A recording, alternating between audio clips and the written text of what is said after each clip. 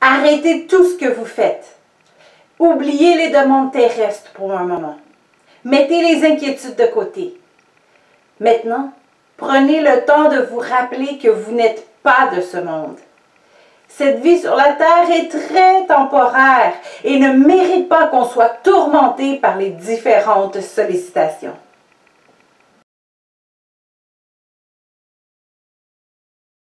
Notre ennemi n'a pas besoin de nous envoyer une légion de démons pour nous tourmenter ou pour nous rendre misérables.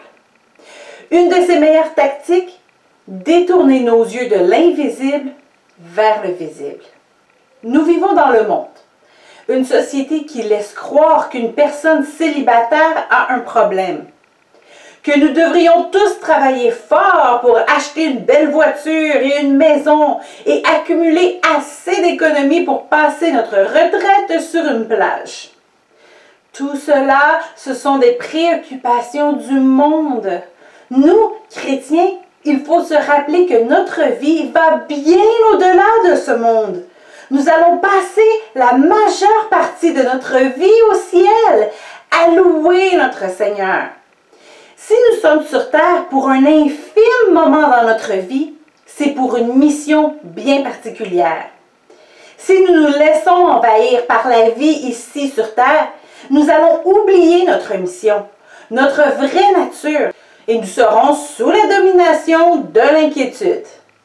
Marc 4, 19 dit « Mais les préoccupations de ce monde, l'attrait trompeur des richesses et les passions en tout genre pénètrent entre eux, étouffent la parole et la rendent infructueuse. » Célibataires, si nous regardons à notre statut social, si nous nous comparons aux images du monde, nous serons misérables.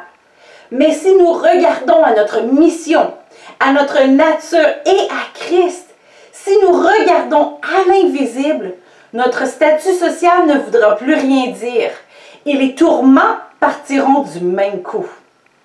Ainsi, nous regardons non pas à ce qui est visible, mais à ce qui est invisible, car les réalités visibles sont passagères et les invisibles sont éternelles.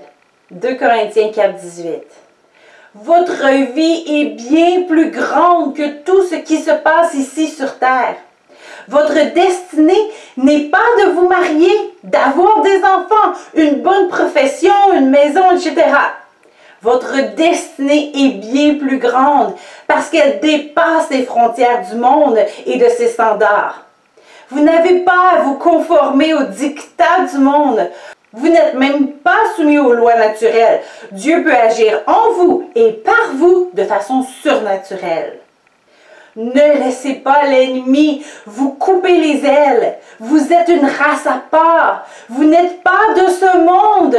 Ne laissez pas les soucis de ce monde vous enlever votre identité.